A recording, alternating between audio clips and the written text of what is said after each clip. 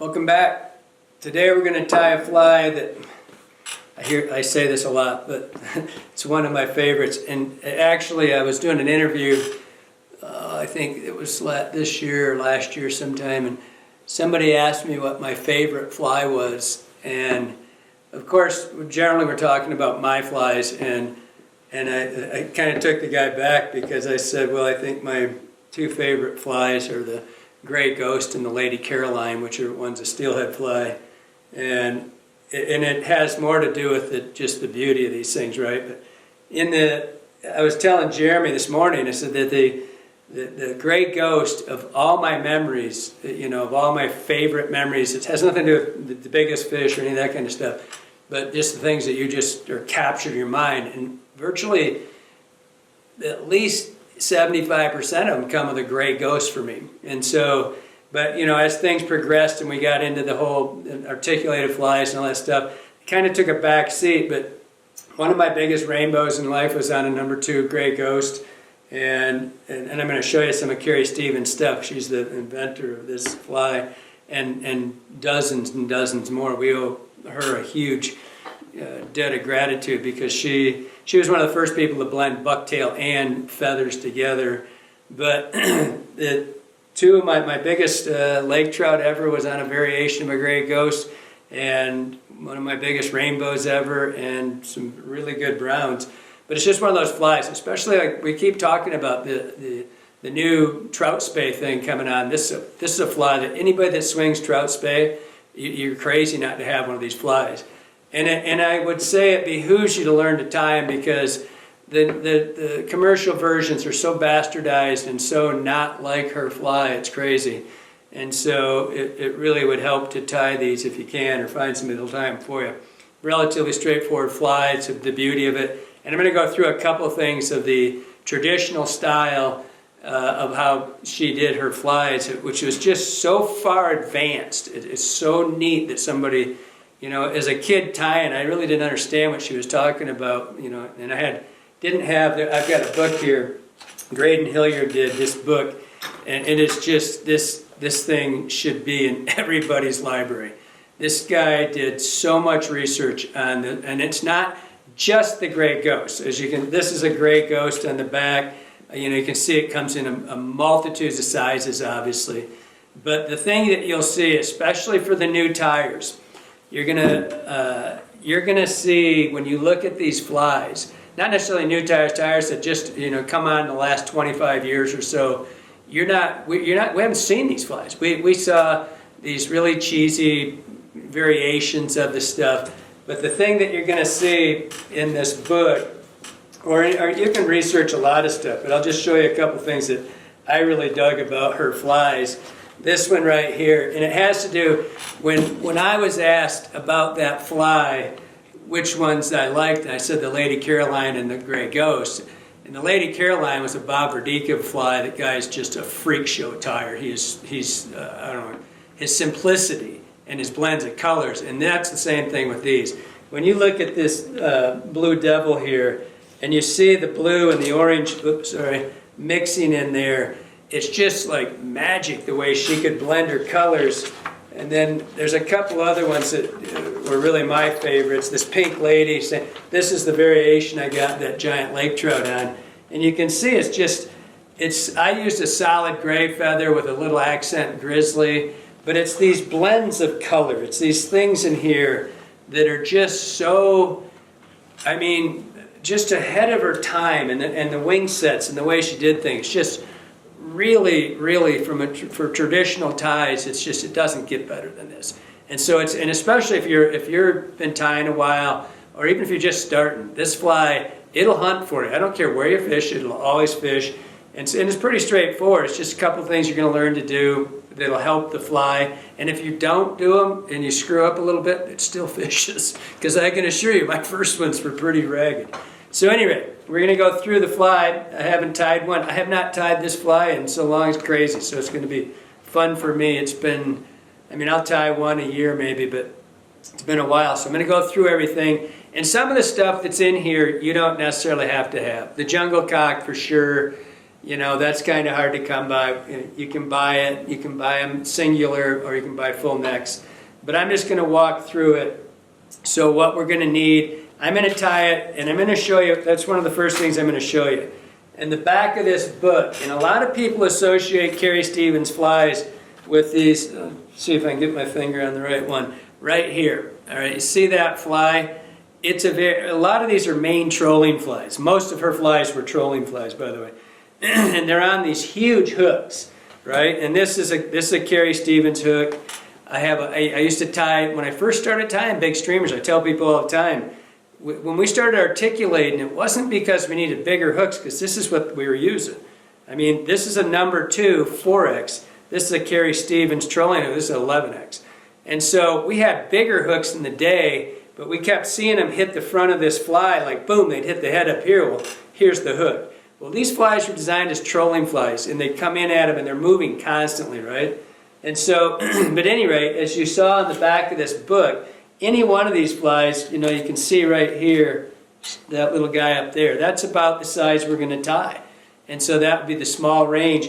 And so this, it gives you this incredible smelt is what that, I'm sure that was the fly they were in, or the minnow they were imitating, but it's just an incredible minnow pattern. So I'm going to do this one because this is kind of what, I did mine originally on, hell, I can't even remember the mustad hook. It was a 4X long. And but this is, it's the same. I'm just taking these hooks. This is a Daiichi.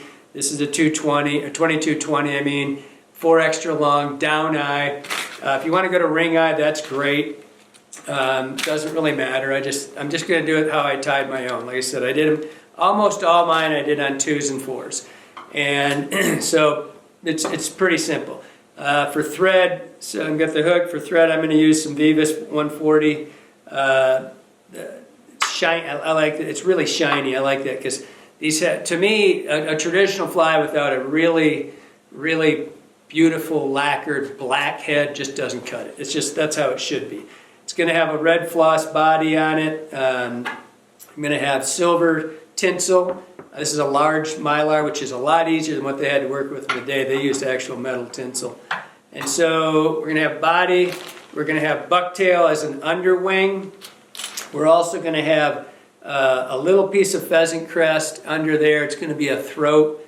And underneath, they're also going to have a little bit of white feather underneath there. I never put that on my originals. I actually, until I read Graydon's Hilliard's book, I learned so much from that book, it was frightening. I mean, I felt like I wanted to go back and cut every fly I ever tied off because I saw how they were supposed to be done. But anyway, we're going to have, the crest's going to go under, their feather's going to be a little throat, they're going to have a crest, and then we're going to have, where'd they go right there? You're going to have, this is a trademark, and it's a, sorry about that, we're going to have Peacock Curl, just regular, you can use sword or peacock. We're going to use the lower end of this stuff. The Peacock Curl, when you look at her flies, and a lot of them, there's this throat, or not throat, this like, I'm going to try to get one here where it shows up better. And you can see it, and it's always in the middle. And that's one of the bastardized things that come along later in the fly. You'll see it on top of the fly, as opposed to down the side or the middle of it, which, you know, and it's one of the things that I actually used to do to my own also. I thought it looked kind of cool to have it on top, but it's not tradition. I'm going to do it how we did it originally. And so then we're going to have, that's going to be on the bottom, then we're going to have another crest, and then we're going to have the actual wing, which I'm going to use. You've heard me talk about this stuff all the time. I love these things. They're American saddles. I can get a ton of wings out of here. And if I want to go down and I want to get, you know, a size 6, 4, I can find every size I need up to those giant ones in there. And last but not least, we're going to have the cheeks. All right, the cheeks, we're going to use the silver pheasant. Is that in the view right there? Mm-hmm. We're going to use silver pheasant. And then I'm gonna show you. I already did it, and then we're gonna have a jungle cock for the eye. And again, there's a lot of this stuff that would be nice to have. If you don't have, I can assure you, when I was tying these originally back in 1970 something, I sure as hell couldn't afford a jungle cock neck. And to this, right now, I think a fair jungle cock neck's about 65, 70 bucks. But there's not a lot of you're not getting a lot of material out of those things. So, but if you don't have it, it's not that big, and you can sub stuff out. I don't like those plastic ones. I think they look like shit or stuff bad. They look, man, to put all that work in and put a chunk of plastic on the side of this, man, ugly. So anyway, and the other thing I didn't mention was this lead. This is just flat lead. On my own flies, I'm not going to do it on this one. I'm going to keep it relatively traditional. But on my own, I used to take flat lead and I would take the front 2/3 of the body and I'd build a little bulk to the body. And I would just we're almost always, in the old days, we were always fishing on floating lines. We didn't fish sinking lines very often. And so I used that, and I would just build this forward portion of that with the lead, and it would give it just a little bit of bulk. I didn't do the whole thing, I just did the front 2/3. And so, as you can see here, I'm going to show it into the camera here, I've already done these sets, and this is one of the unique things about her feather sets, is that I've already set these up so they've got the silver pheasant and the gray feather, and they've got the jungle cock eye on them. And so one of the things that you'll see is this is pretty rigid. And I didn't know that when I first started tying them. I knew I was supposed to lacquer them, but I really didn't know what they meant. And what it was, and I didn't know it, and I knew it was part of the process, but I didn't know how much or what they meant. And I didn't know it until I read Graydon's book. It was, and there's still something in there that I was reading it over, I've read it many times, about, she said she glues them to the shank. And I don't understand that still to this day. It's almost as if she's gluing this feather to the front third. I don't do that. I'm going to set it traditional. But it was what they said. Is she knew back in the 30s, 40s, 50s when she was tying these things originally, she knew that to take the front third of the fly, the feather, and make that rigid, the rest of the fly would swim with a serpentine motion because the minnow's head kind of stays solid. That's like genius beyond anything we've come up with, because she's understanding this stuff way and how to build it on a solid hook. We do that with an articulated fly. She's building that into this thing with a standard hook.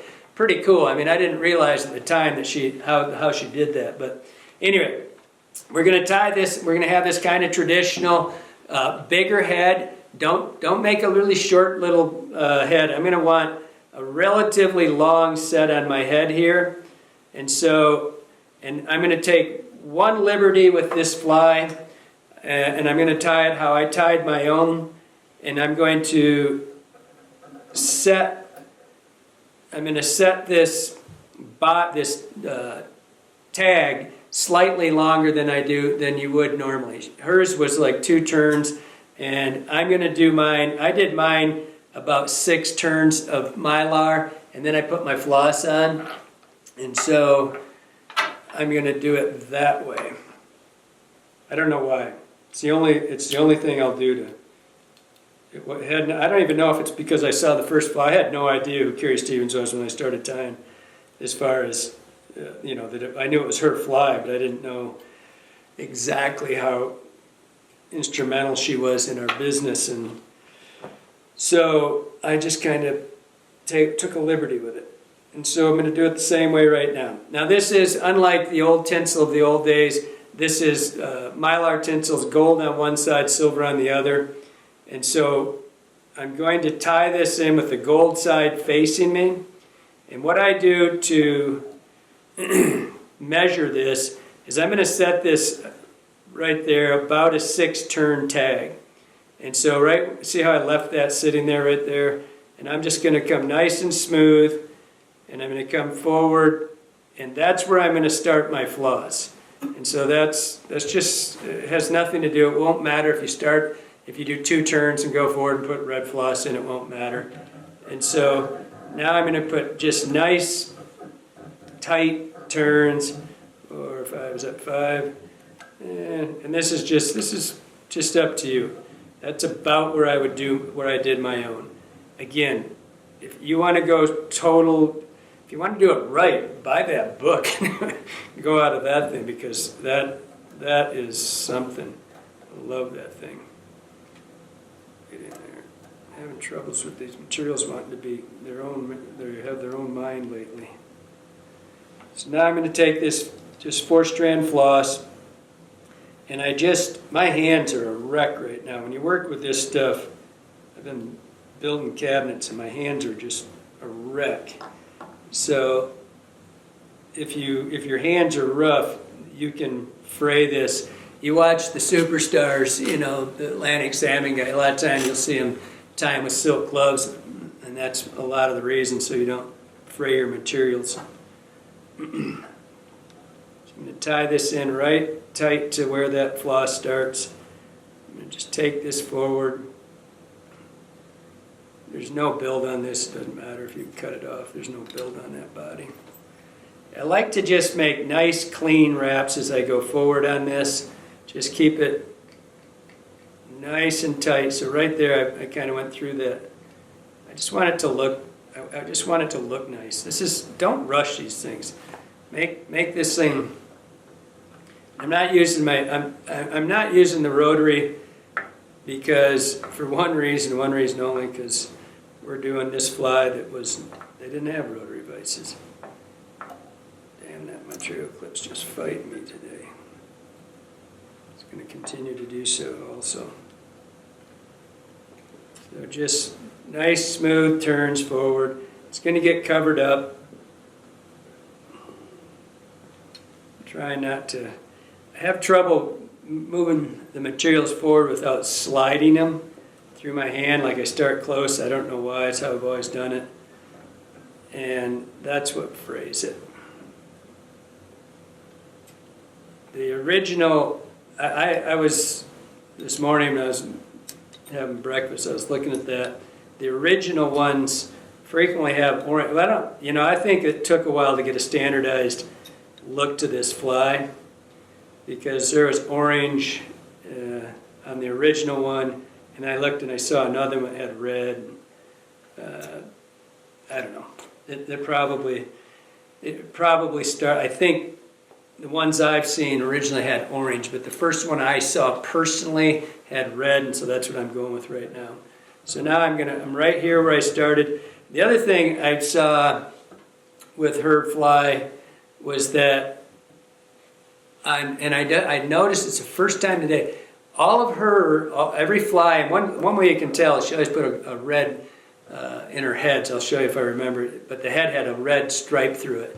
And all of hers, her mylar was wrapped backwards, so it wasn't in the fashion we are.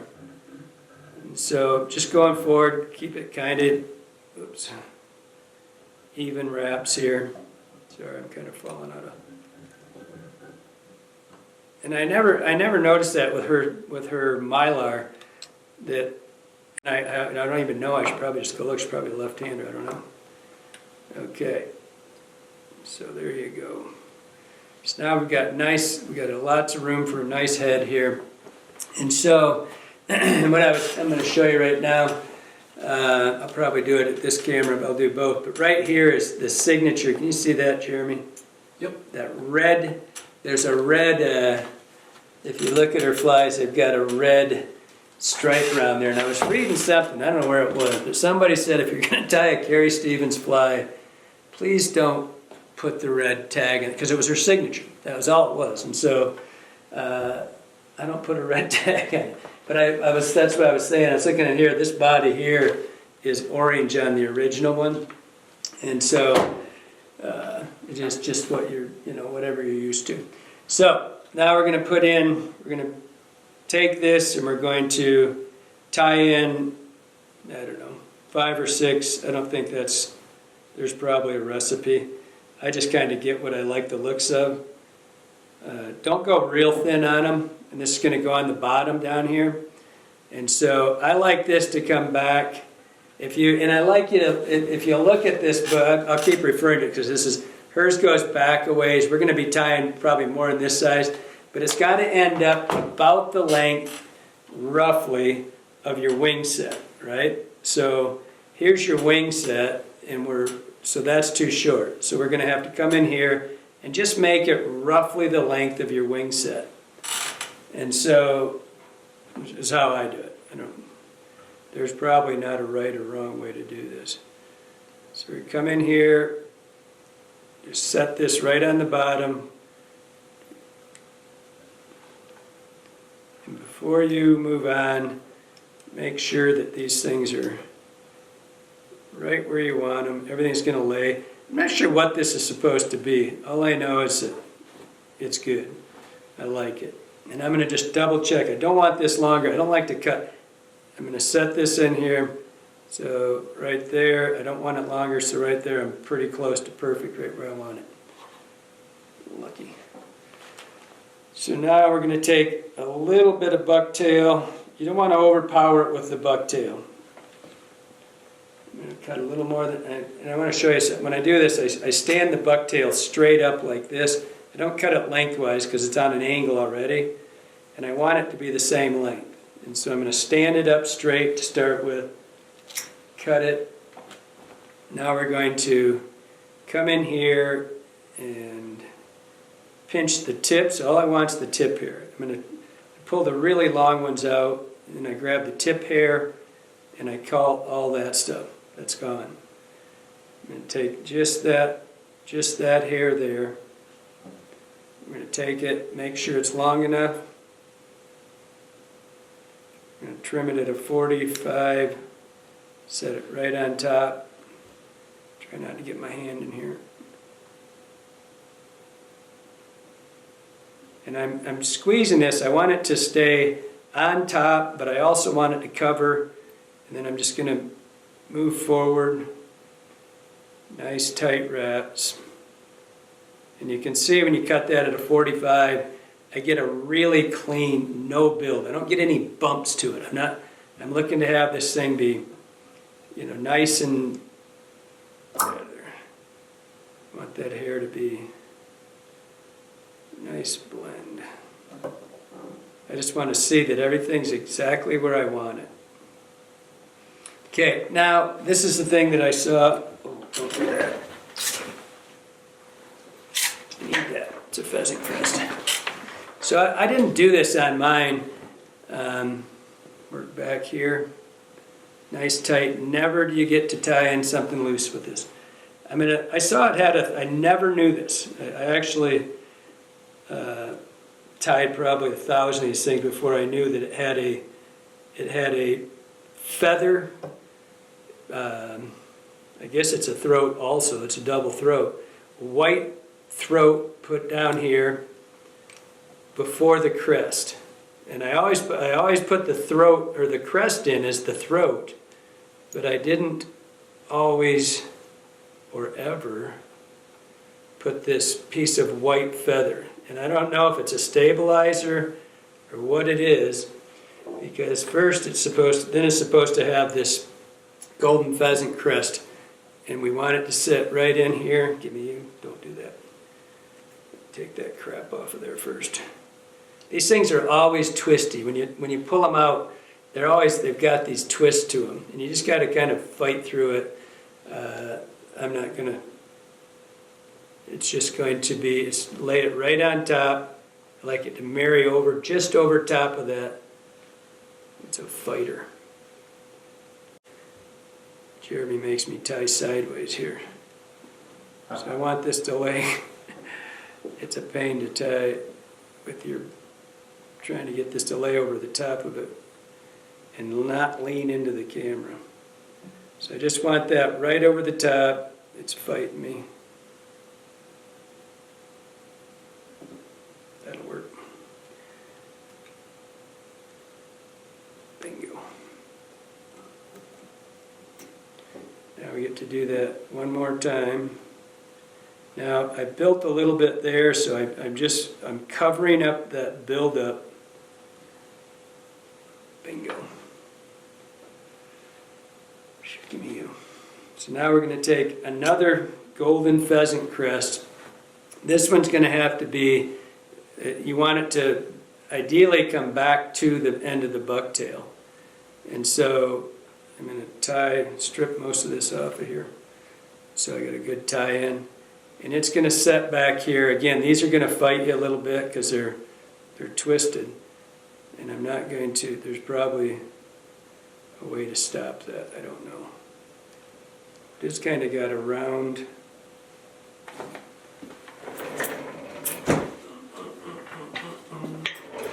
With my hemos, that'll work. I'm going to crush this stem. It'll make it easier to tie in. Just so it's flat.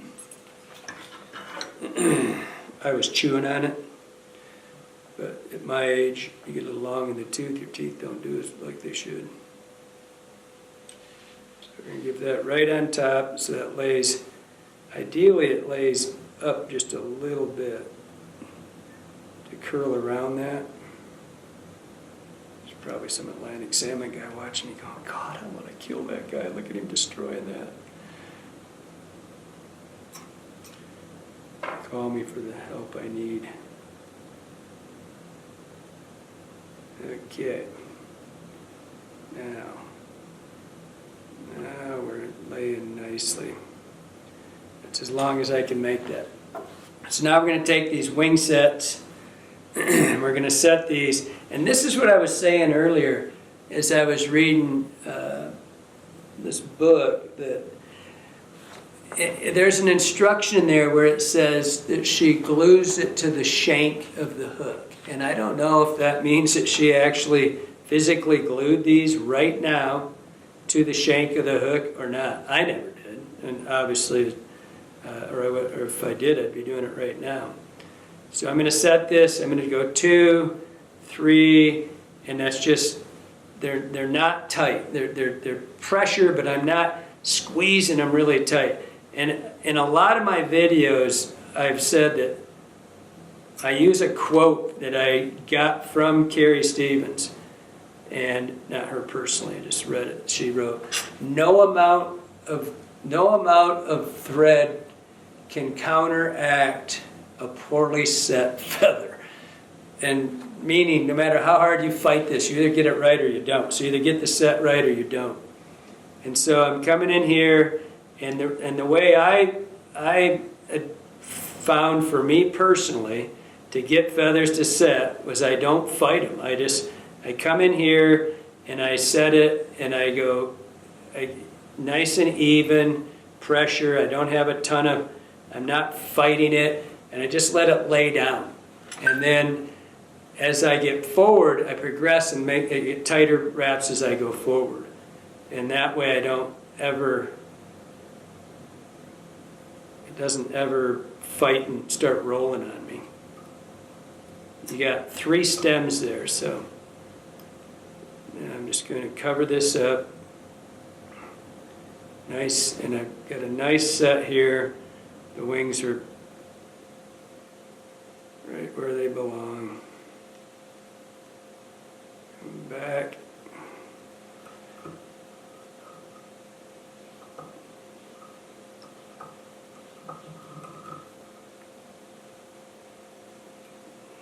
Come in here. So now we've got that. And like I said, never ever don't have a high claw. I just love, and that's partly, this is partly, don't do this with lacquer and look over it. Just going to let that dry a little bit. Just a little bit here. Lacquer is not good to snip over the top. It dries quickly, so you can, I find Johnny sniffing lacquers all the time. You got to be careful with him around. So, and let that dry up. So that's kind of the traditional. I kind of messed my swing setup over here. So I'm going to turn that so that, is that back in? Yep, you're good. So you can see we've got this big broad pheasant, or I mean the silver pheasant. This is gonna, when this thing gets wet, it's gonna be slightly smaller. But because I glued those in, I glued the three of them together. The American, the silver, and the jungle cock. And when I glued them, I didn't glue much wider than the width of the jungle cock. But as you can see, they're they're relatively stiff. See how that's not flexing? And I think that's a lot of the effect that you get is with this feather back here. Basically from here back, it starts to swim, right? It's like doing its thing. And then you get these blends of all these colors in here with the pheasant crest and the bottom pheasant crest underneath here. You can see it's just a little bit of yellow on this. And you can see just, every once in a while I'm going to pull this up so you can see behind it a little bit better from that side. Whoops, wrong side. That one's going to be in, is that good from that side, Jeremy? So what you'll see is just these little subtleties of the feathers. You see the little bit of the jungle cock. Can you see the red over there? I can't see that side. And so a little bit of that yellow here. You've heard me talk, whenever I have a brown trout fly, I gotta have yellow in it. And so you got the jungle cock, which I think personally is that's your killer. That's where they're going to hit that thing in the eye. This is probably the series of flies that started that whole, triggering thing with the jungle cock in the eye. But like I said earlier, it's a really easy fly to tie. It's a fun fly to tie. It gets you back traditional. It gets you to play with some wing sets. They're not that tough to do. It's just, and you get these super elegant flies. And I would really encourage you, and I swear to you, I don't get a dime off of this. This was a gift to me. This book was, and it's become treasured to me, because what you'll see in here, and you could sit and tie. I'm going to just show you a couple things here. They have all these plates. They have these fly plates inside here, which is kind of a bygone thing. But you get to start seeing all these color things. And man, you could sit and just, there's one fly in here, the jitterbug, that fly right there, I tied so many. I love that color palette so much. I've caught brown brook trout, rainbow, bass, and lake trout on that fly. That thing's just got everything in it, but it's just a fun way to blend feathers. So, it's really fun. I hope you liked it, and I hope it helped you out.